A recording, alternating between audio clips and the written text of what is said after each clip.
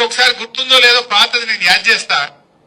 కేసీఆర్ ముఖ్యమంత్రి ఉన్నప్పుడు చంద్రబాబు నాయుడు ఆంధ్రలో మాట్లాడింది ఒకసారి.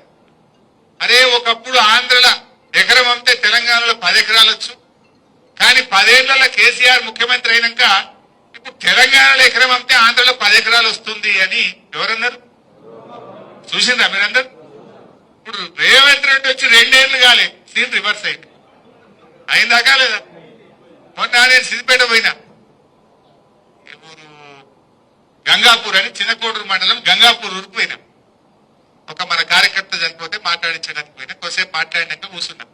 ఏం సంగతి అన్నాక ఎరువులు ఈ బాధలన్నీ చెప్పుకుంటా, ఎవడైనా లగ్గం ఉండి అమ్ముకుందామంటే భూమి అమ్మతలేదు సార్. ఏమైతుందంటే 40 లక్షలకి అడుగు తీయలేదు, ఇప్పుడు 20కి ఇస్తామంటే కూడా ఎవడత్తలేడు అన్నాడు. అంటే ఇప్పుడు ఏమైంది? సీన్ రివర్స్ అయింది. ఆడ చంద్రబాబు నాయుడు అయింది, రేవంత్ రెడ్డి అయింది. ఇప్పుడు ఏమైతుంది? ఇప్పుడు మళ్ళా ఆంధ్రలో ఎకరం అమ్మితే తెలంగాణలో 2 ఎకరాలు వస్తుంది. అయిందా లేదా? గజ్వేల్లో మీ అందరికి అనుభవమే ఉంటుంది. రేట్లు తగ్గినాయా పెరిగినాయా? ఎంత తగ్గినాయి? సగానికి సగమైంది. ఇంకా 2 ఏళ్ళు ఉంటే ఇంకేమవుతుందో? దోసార్లు సగమైంది. ఈ రేవంత్ రెడ్డి ఇంకో ఏడాది 2 ఏళ్ళు ఉంటే ఇంకెంత తగ్గుతుందో?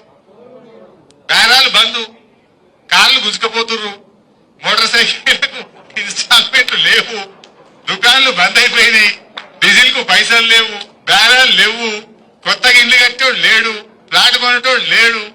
ఎవడన్నా అవసరం పడి భూమి అమ్ముకుందామంటే కొనే దిక్కు లేదు. నిజమేనా? ఇది రేవంత్ రెడ్డి పాలన పుణ్యం. ఎవరు తృప్తి